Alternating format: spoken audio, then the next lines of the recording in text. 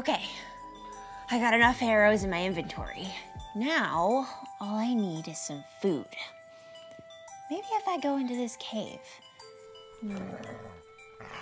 Nope, nope, nope, turn around. Not in there, not in there.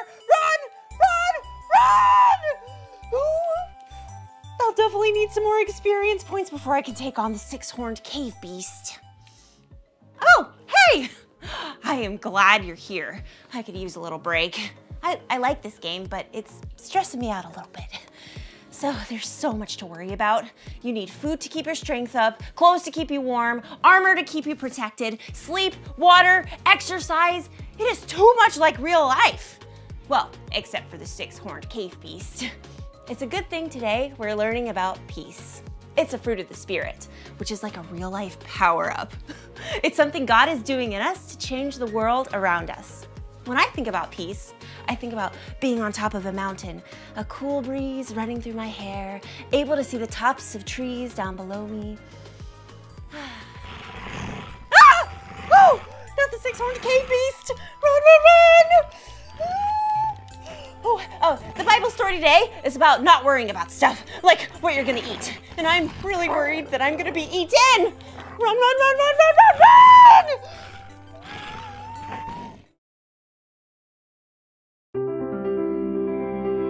The Bible isn't just a book of random stories.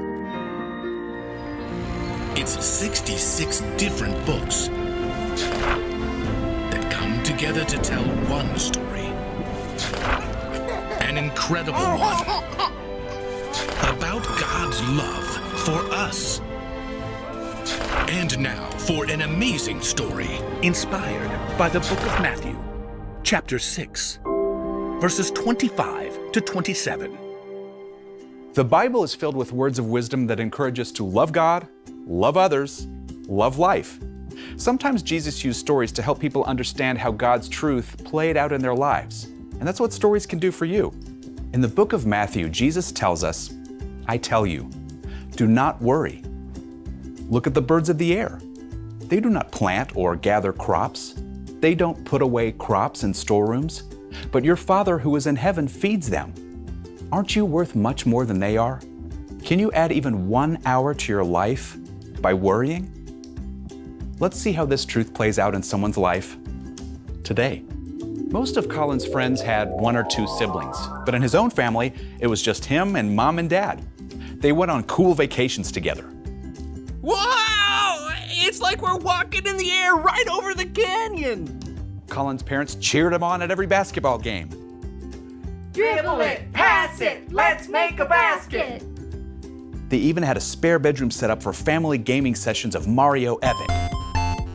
For a long time, Colin's parents had talked about opening up their home to a kid who needed a family. Really? That's an awesome idea! But it just hadn't happened until one day, just before summer basketball camp started. Colin, all the paperwork cleared. A boy named Elijah is coming to stay with us. Cool! He's 9. We're going to turn the game room into a bedroom for him. Huh. Colin really hadn't thought through that part of it yet. Oh, how long will he be here? Well, right now he needs a place for a few weeks, but it could be longer. How much longer? It depends on his situation. Actually, we'd like to adopt him. Colin's mind flooded with questions, but all he could think to say was, where will we put the Playtendo? In the basement. That afternoon, Colin helped his dad clear out the room and assemble a new bed. What's Elijah gonna do during the day? Well, your mom is taking a leave of absence from work. They pay her for that? No, but we'll be fine. Just cut back on the extras. We're still going to Ocean World next month, right? Well, maybe a few days at the lake instead.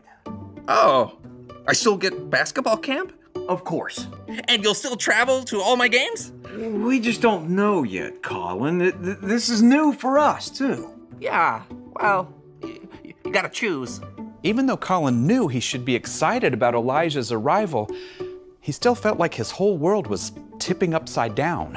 When Elijah finally arrived with one single duffel bag, he did his best to make the quiet kid feel welcome. Put this really cool wall hoop in your room. It used to be mine.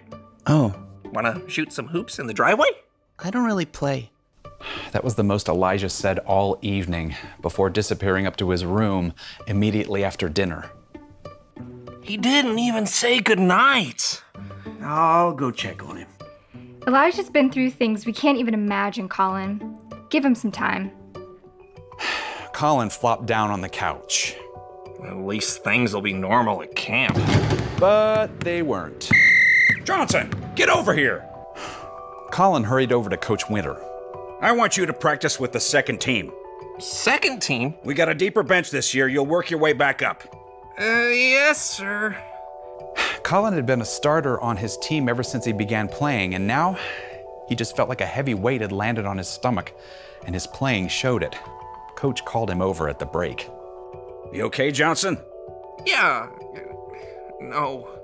We've got this kid staying. He's my, foster brother? Yeah, I guess. Yeah, you'll be a great brother. I don't think he wants to be a brother. Colin didn't want to look at Coach, so he just dribbled the ball instead. You know, I moved in with my uncle and aunt after my folks died. I was 10. Oh. Yeah. Wow. Yeah, it was a hard year for all of us. Really rough. And I already knew them. Elijah may take a long, long time to open up, but you gotta just keep reaching out. I'll try. I just... Everything's upside down. Nothing's working out like I thought. Coach nodded, and they sat in silence for a moment. There's a verse that helps me a lot when things aren't making sense. Something Jesus said about the birds. You know, they don't make any plans. They don't know what's gonna happen or how they're gonna eat, but God gives them food anyway. And in God's eyes, we're worth way more than the birds. So, you think God's got this? For you, for Elijah, for your whole family. You can be sure of it. Colin took a deep breath.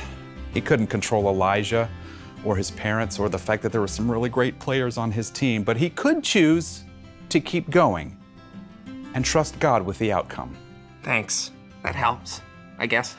All right, now get yourself out there on the court. And tomorrow, bring Elijah. Oh, well, he doesn't play. You mean he doesn't play yet? Colin smiled in spite of himself and headed out onto the floor. Now, nothing in his circumstance had changed, but he felt relieved and ready to focus for the first time in days.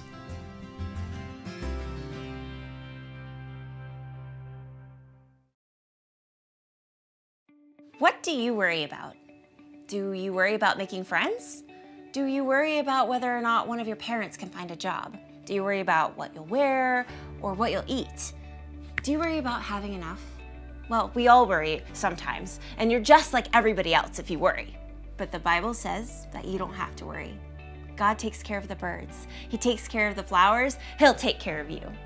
Peace is a fruit of the Spirit because it comes when you trust God and know that He's in control. I mean, just think about it. God made the whole world, and He made you. Don't you think He knows what's best? I'll answer for you. Of course He does. So when you find yourself worrying, talk to God about it. He wants to hear from you. Then remind yourself that God is someone who knows everything and can do anything. Things may not always turn out the way you expect, but know this, God is always in control. That's the one thing to remember today. You can have peace because God is in control. So, six-horned cave beast or no six-horned cave beast, I'm going to have peace because God is in control. And because this game doesn't really matter. Now, where's that mountain I can sit on?